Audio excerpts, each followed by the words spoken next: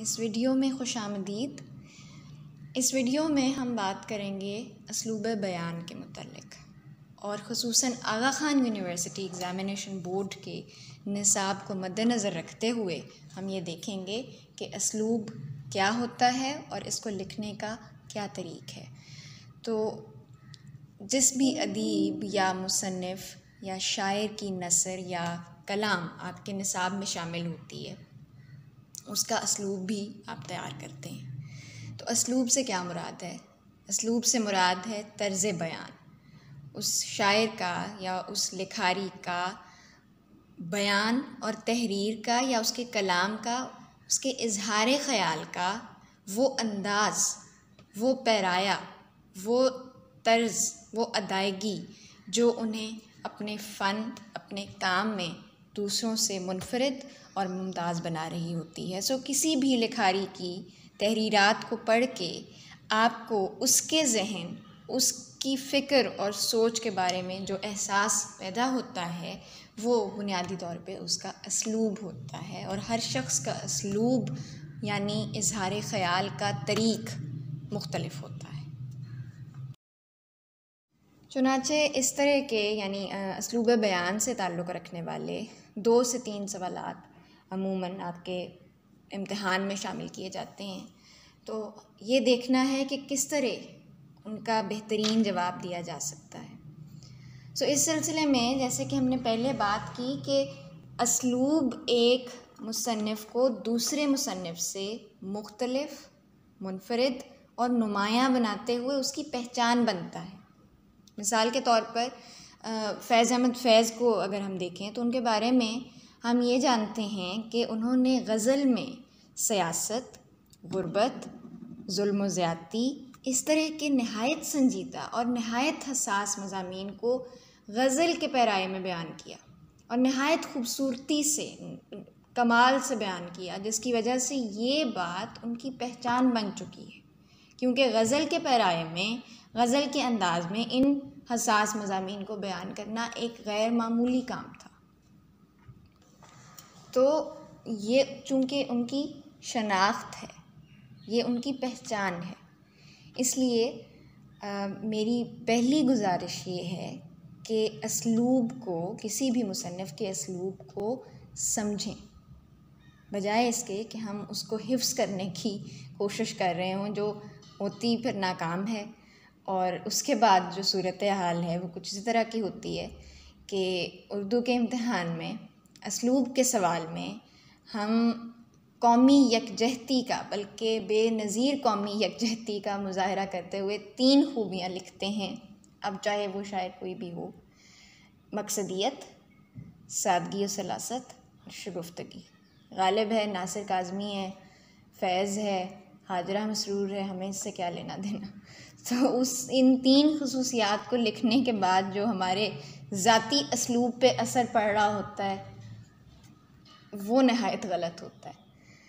इसलिए कोशिश करें कि आप अपना मुतालिया बढ़ाएं, उसे वसी करें और कम अज़ कम वो अदीब, वो शुअरा जो आपके निसाब में शामिल हैं, उनकी मज़ीद तहरीरात 1 या 2 अपनी नज़र से गुजारें। आपके पास बहुत सा वक्त है, साल भर का वक्त है, क्योंकि असलूब की ख़ुसूसियात कभी भी उस एक अफ़साने या उस एक नज़म से नहीं निकाली जाती जो आपकी किताब में शामिल कर दी गई, बल्कि उस शख्स की उसके मुकम्मल फ़न की जांच असलूब कहलाती है। फिर एक और बात असलूब के मुतल्लिक़ ये है कि अगर सवाल की शक्ल बदलेगी तो आपके जवाब की शक्ल भी लाज़िमन बदलेगी और उसी सांचे में ढलेगा जिस तरह आपसे सवाल किया गया। और सवाल असलूब के मुतल्लिक़ 2 तरह से आपके इम्तिहान में आता है। उसकी पहली शक्ल क्या है? इस वक्त आपके सामने उसकी एक मिसाल स्क्रीन पे मौजूद है कि आपको ये कह दिया जाता है कि 3 या 4 ख़ुसूसियात कलाम तहरीर करें या कोई और लफ्ज़ इस्तेमाल करके, या फिर बाज़ औक़ात नुकात का लफ्ज़ इस्तेमाल कर दिया जाता है। तो अगर आपको कोई अदद दिया गया है, यानी 3-4 ख़ुसूसियात तहरीर करें, या नुकात का लफ्ज़ सवाल में आ गया है, तो फिर लाज़िमन आपने नुकात ही बनाने हैं। नुकात की सूरत में ही तहरीर करना है। और किस तरह से करना है उसकी मिसाल जो है वो इस वक्त स्क्रीन पे मौजूद है, आप इसका बगौर मुतालिया कर सकते हैं। और इस बात का ख्याल रखना है कि जिस तरह सवाल में एक मुकम्मल इबारत दी गई है उसी तरह एक इबारत तमहीद के तौर पे भी आप ज़रूर लिख दें। वो आपका एक अच्छा तासुर कायम करेगी, आपके जवाब को जामे बनाएगी। और इसके अलावा ये कि नुकात लिखते वक्त ये ख्याल रखें कि आपने बिल्कुल मुख्तसर और सादा जुमले नहीं लिखने, या सिर्फ ये लिख के फ़ारिग नहीं होंगे आप कि आप नुकात बना रहे हैं तो तशबीहात व इस्तिआरात का इस्तेमाल या तंज़िया और मज़ाहिया अंदाज़, बल्कि मुकम्मल खसूसियत जामे अंदाज में वजाहत से तहरीर करेंगे, जिस तरह के इस वक्त आपके सामने मिसाल मौजूद है। जो दूसरी सूरत इस सवाल की है असलूब के मुतालिक, वो ये है कि आपको 5 या 6 नंबर का सवाल आता है और ये लिखा जाता है कि खसूसियात कलाम या तर्ज़ तहरीर या फ़न पे या शायरी पे, किसी भी बात पे कोई भी लफ्ज़ इस्तेमाल किया जाता है, उस पर तबसरा करें। तो जहाँ तबसरे का लफ्ज़ सवाल में आ गया है वहाँ नुकात नहीं लिखे जाते, वहाँ आपने लाज़मन पैराग्राफ की सूरत में जवाब देना है। अब यहाँ पे तबसरा करने पे बौखलाने की भी ज़रूरत नहीं होती, क्योंकि आपका जो जवाब है उसका मवाद तो नहीं बदल रहा होता, सिर्फ आपका अंदाज़ बदलता है जिसमें आप जवाब देते हैं, जिसमें आप तहरीर करते हैं।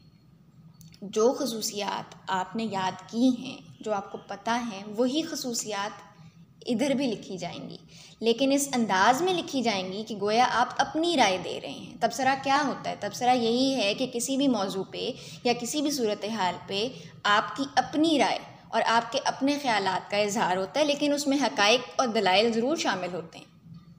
तो यहाँ भी आप यही करेंगे कि अल्फाज के कुछ हेर फेर से अपनी ज़ाती राय को उस मुसन्निफ़ के असलूब की खसूसियात के साथ मिलाकर नसर पारे की सूरत में लिख देंगे तो वो तबसरा कहलाएगा। सिर्फ ज़रा सा अंदाज़ का फ़र्क होता है।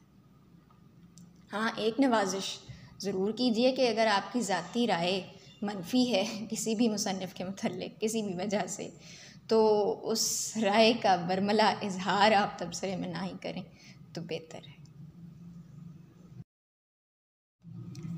अब आखिरी बात हमेशा की तरह कड़वी है, लेकिन अगर आप वाकई चाहते हैं, जो कि आप में से कुछ लोग वाकई चाहते हैं कि आप एक अच्छा पुरकशिश और ख़ूबसूरत जवाब दे सकें, तो अपने मुताले को वसी करें।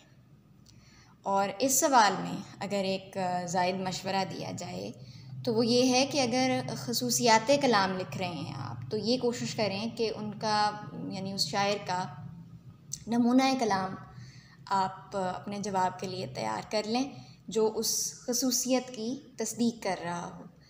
और इसी तरह अगर किसी अदीब के बारे में किसी तनकीद निगार का कोई अहम बयान है मुख्तसर सा जो आप याद कर सकते हैं, तो वो आपके जवाब को बहुत बेहतरीन और जामे बनाने वाला होगा।